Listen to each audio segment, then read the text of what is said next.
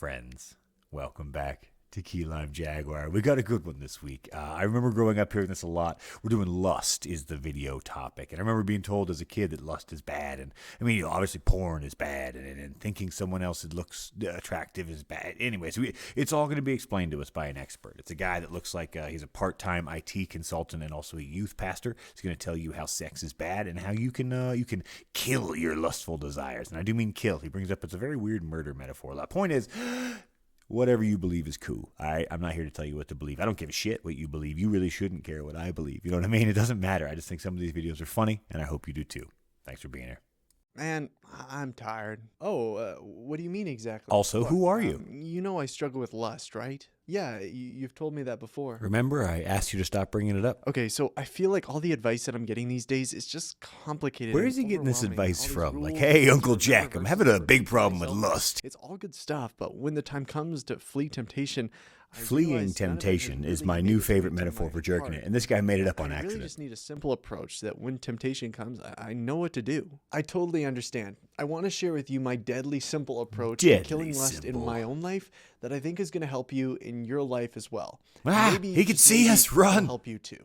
One of the killer problems that people have is that they open themselves up to lust far before they think they do. And So that's what do a I mean killer exactly? problem, Well, is it? before you make that conscious choice where you realize, hey, I'm looking with lust right now. Watching you're you, sir, actually I am walking looking down with the opposite of pathways lust. of thought that are not beneficial to you. 1 Corinthians 10:24 says, all things are lawful for me, but not all things are helpful. All things are lawful, but not All things are lawful? Because, I mean, I'm going to steal those fake plants in the So background here's or just so. one example of what I'm talking about. Let's say you're listening to a podcast and out of nowhere they spring up this idea of who's the most attractive celebrity. Danny the two DeVito, co-hosts obviously. banter back and forth, throwing out different names of who they find to be the most attractive, Rosie comparing O'Donnell, and Steve contrasting Buscemi, each Jack one's Black. physical appearance. You listen as somewhat of a passive observer. You don't think it's going to last very long. So you decide to take a quick break to go flee some temptation. Cute, or I don't think that person's very hot at all. Or, oh, actually, I think this person's pretty hot. Don't tell nobody, okay? But you want to know who I think's super hot?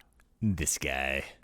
So that leads us right into our first simple biblical idea. Take every thought captive. Now, this Give verse is taken every from 2 thought Corinthians, Stockholm and though syndrome. in the context, it's referring largely to apologetics. This four-letter phrase has applications far beyond just that. As Christians, we're called to take every thought captive and put it under the submission of Christ. So what does Make that sure mean for your Christians? thoughts Well, are we're gonna bottoms for experience Jesus. thought. What does that mean for Christians? Well, we're going to experience thoughts that are untrue, that are lies, that are lustful, that are sinful. And thoughts will reproduce according to their kind. So if you stew on a lustful thought, it's going to create more lustful thoughts. Your lustful thoughts will reproduce like rabbits with lustful thoughts. I believe it's Charles Spurgeon, you can correct me if I'm wrong, You are, and I will. to the effect of, we can't stop the birds from flying through the trees, but we can stop them from making a nest. That is to say, I wasn't kidding. He fully butchered that. The quote says nothing about stopping birds from flying through trees. Why would you want to stop a bird from flying through a tree? That doesn't affect anything. The purpose is that you can stop them from nesting in your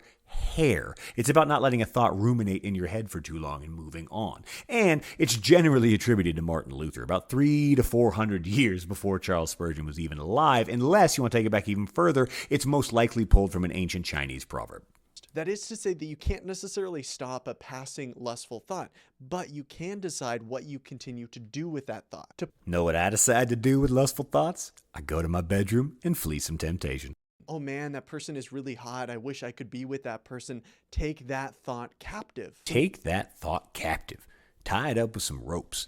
Maybe put a ball gag in its mouth and start licking their feet. You know what I'm saying? So why do we even bother taking every thought captive? And why is lust such a big deal? Why do we really need to serve God and honor and obey God in this area of our lives? John 14:15 says, if you love me, you will keep my commandments.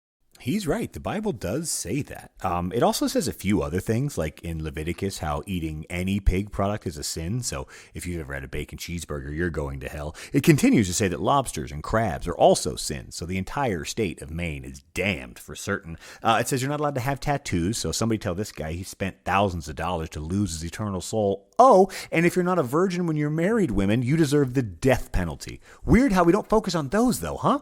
Earlier on, I briefly touched on this idea of putting lust to death. Now, Hell yeah, because murder's fine, but no lust, ew. what this actually looks like. So the first thing, you take the thought captive and you don't let it reproduce. Chemically castrate my thoughts. Got it. Very simply, what do you do to kill something? You starve it. You stop feeding it. Yeah, I learned that lesson in 3rd grade with my goldfish, bro. You don't gotta bring it up. As we're seeking to kill this sin and take every thought captive, I want to offer you guys a really beneficial resource. One of the worst things you can do when you're struggling with pornography Is to buy one of those VR headsets where you feel like you're really in the room with this girl or guy. You know, you do you. in the dark. And that is exactly why I think us as Christians, we should be inviting other people into our battle. So here's a fun twist. His entire speech has been leading up to a sales pitch for a product that just, I cannot believe this is like, you're not ready for this. Buckle up. Covenant Eyes is an online software that invites somebody trusted in your life, a family member, a friend, to have access to what you've been doing online. What? And this sets up a level of accountability. That What? way they can ask you about what you've been doing. No. You can't hide anything. You can't keep anything in the dark. And this might sound intrusive Yep. or invading, Yep. but it is so important Nope. as we're struggling with this that we leave everything out in the open. That way we are not ashamed. But I am ashamed. Very much so. It's why I use incognito mode and clear my browser history constantly. I can't imagine paying a third-party company any amount of money just so that my mom can have my porn history. Get the fuck out of here. But not you guys. I mean, thanks for being here. We'll see you next time.